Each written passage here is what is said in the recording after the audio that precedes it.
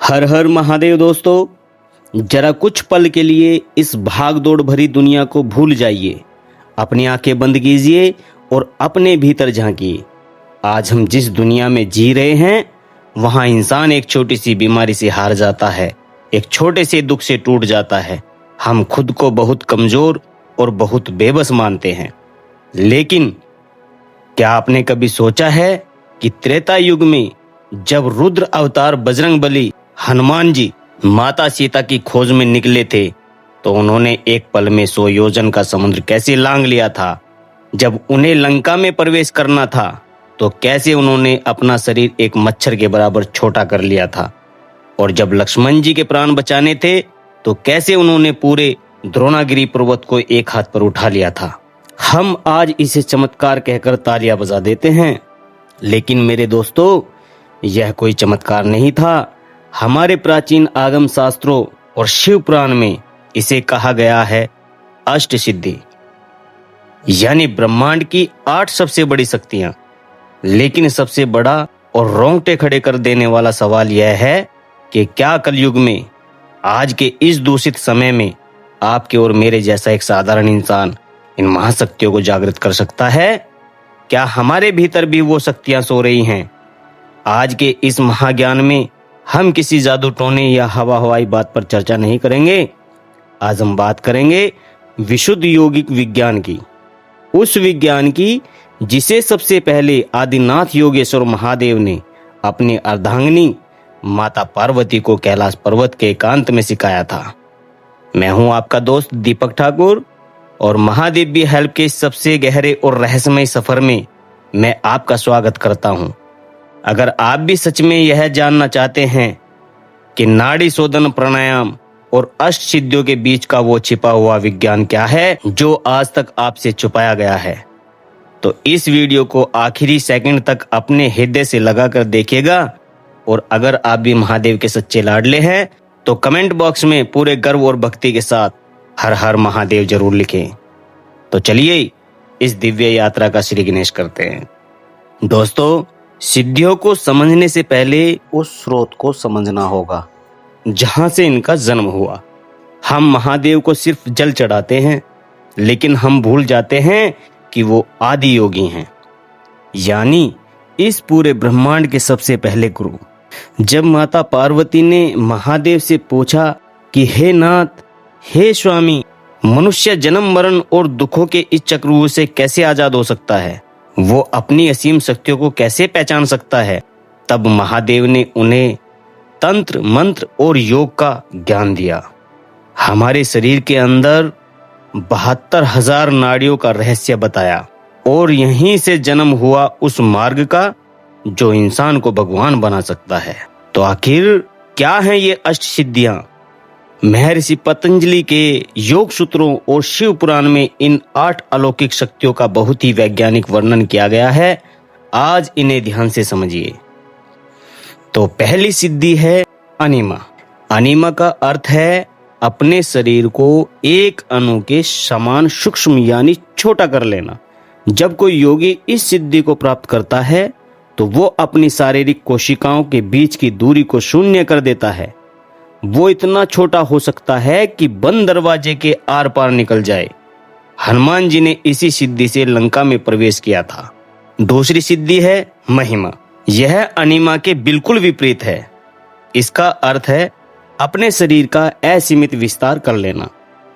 योगी अपने प्राणों को ब्रह्मांड में फैला देता है, और उसका आकार एक विशाल पर्वत या आकाश जितना बड़ा हो सकता है। तीसरी सिद्धि है लघिमा। लघिमा का अर्थ है अपने शरीर को रुई या हवा से भी हल्का कर लेना। क्या आपने कभी सुना है कि प्राचीन योगी पानी पर चलते थे या हवा में तैरते थे?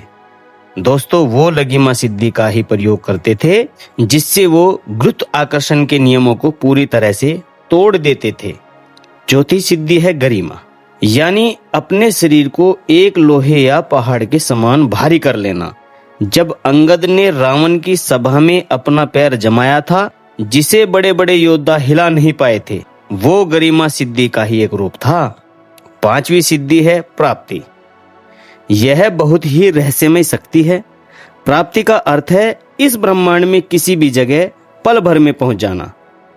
समय और दूरी उस योगी के लिए कोई मायने नहीं रखते।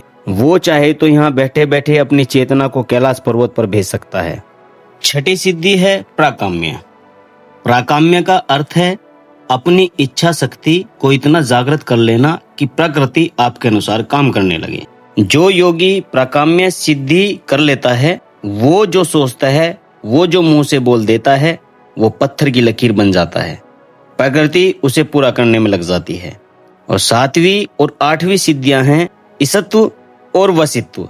ईसत्व का अर्थ है ब्रह्मांड की हर चीज पर अपना नेतृत्व और प्रभुत्व स्थापित कर लेना। और वसित्व का अर्थ है जीवन मृत्यु और पंचभूतों जल वायु अग्नि आकाश पृथ्वी को पूरी तरह से अपने वश में कर लेना। तो जरा सोचिए दोस्तों, जिस इंसान के पास ये 8 शक्तियां आ जाएं, क्या उसके लिए इस दुनिया में कुछ भी कोई भी काम असंभव रह जाएगा? बिल्कुल नहीं। लेकिन अब वह सवाल आता है जो आप सभी के मन में गूंज रहा है कि दीपक भाई, इन शक्तियों को जागृत कैसे किया जाए?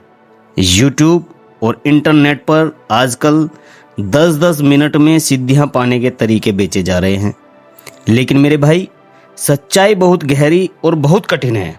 हमारे शरीर में हार्ड मांस के अलावा एक सूक्ष्म शरीर भी होता है जिसमें 72,000 नाड़ियां होती हैं। ये नसें नहीं हैं, ये ऊर्जा के रास्ते हैं। इनमें से 3 सबसे प्रमुख नाड़ियां हैं, ईड़ा, पिंगला और सुषुम्ना। हमारी बाई नासिका ईड़ा है जो चंद्रमा की ठंडी ऊर्जा का प्रतीक है। दाहिनी नासिका पिंगला है जो सूर्य की गर्म ऊर्जा का प्रतीक है। जब तक हमारी सांसें कभी बाईं तो कभी दाहिनी नासिका से बेतरतीब चलती रहती हैं, इंसान साधारण ही रहता है, वो दुखी ही रहता है। लेकिन सिद्धियों का दरवाजा तब खुलता है जब हमारी सांसें दोनों नासिकाओं से एक समान चलने लगती हैं और हमारी ऊर्जा बीच की नाड़ी यानी सुषुम्ना में प्रवेश कर जाती है। और इसे करने का केवल एक ही प्रमाणिक तरीका है, नाड़ी शोधन प्राणायाम। लेकिन रुकिए, सबसे बड़ा पाप, सबसे बड़ी गलती लोग यही करते हैं। हम अक्सर बिस्तर पर बैठे बैठे या जमीन पर कैसे भी पालथी मारकर प्राणायाम करने लगते हैं। दोस्तों, सुखासन में बैठना सामान्य पूजा पाठ के लिए ही ठीक है, लेकिन अगर आप अपनी ऊर्जा को जागृत करना चाहते हैं, आपको सिद्धासन या पद्मासन का ही प्रयोग करना होगा। सिद्धासन का नाम ही सिद्धियों का आसन है। इसे करते समय 3 कड़े नियमों का पालन करना होता है जो आज तक आपको किसी ने नहीं बताए होंगे। पहला महानियम है मेरुदंड का सीधा होना। मेरे दोस्तों, आपकी रीढ़ की हड्डी ब्रह्मांडीय ऊर्जा को खींचने वाला एक एंटीना है।